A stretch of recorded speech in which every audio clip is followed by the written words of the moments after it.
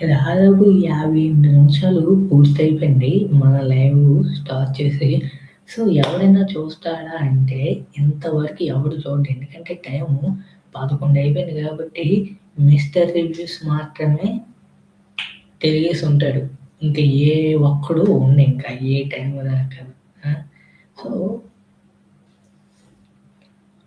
ముందుగా 'ఉదయకిరణ్' గారి కోసం చెప్పుకోవాలి అంటే, ఒకప్పుడు సినిమా చరిత్రలో ఏలేవారండి. సినిమా చరిత్రలోనే మచ్చలేని మనిషి ఎవరైనా ఉన్నారు అంటే అది 'ఉదయకిరణ్' గారండి.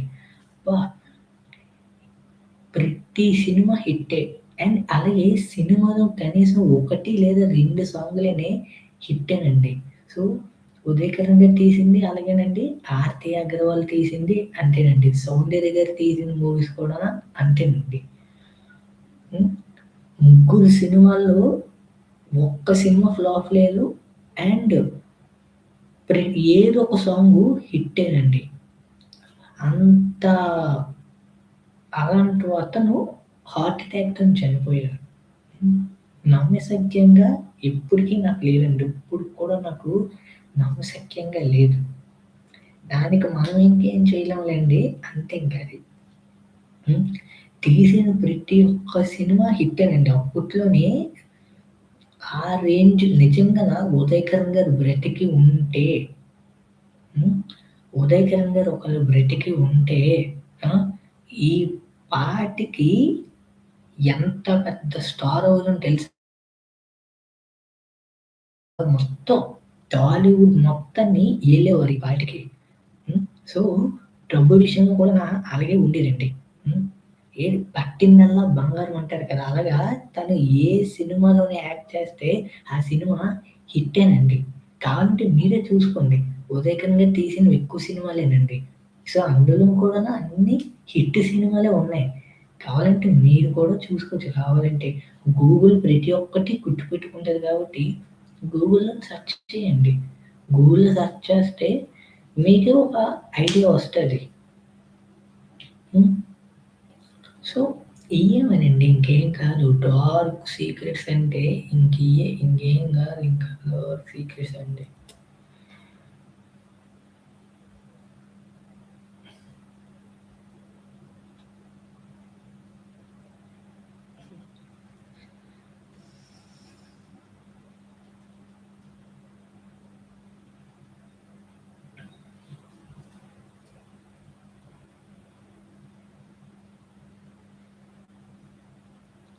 ఇంత పెట్టి నేను జేస్తున్నానా? హ్మ్. ఇంత పెట్టి నేను జేస్తున్నాను కదా! ఏ ఒక్కడినే చూస్తున్నానా చెప్పండి? ఆ! ఏదో చూసినా ఎలాగో ఒక నిమిషం చూస్తారు, తుర్రుమని పరిగెట్టేత్తారు ఏదో. అదే అమ్మాయిలు చేశారనుకోండి, ఇలాగ లైవ్ అనేది అమ్మాయిలు చేశారనుకోండి, అబ్బా! ఇంక కన్ఫర్మ్ ఇంకా ఆ లైవ్ అనేది 1,000 దాటేస్తది. మినిమమ్ 500 ప్లస్సే ఉంటారండి.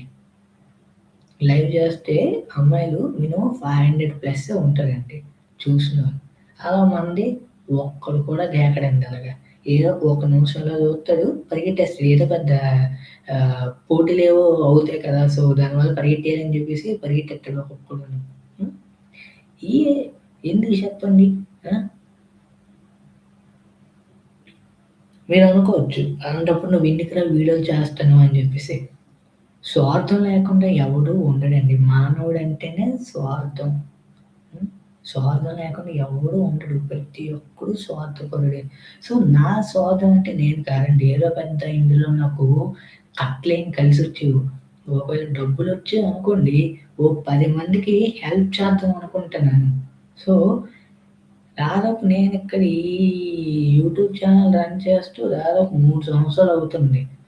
సో, ఇప్పుడు వచ్చి నా ఛానెలన్నీ మానిటైజేషన్ ఎలిజిబుల్లే అవ్వలేదు. అయినా గూడా జేస్తాను.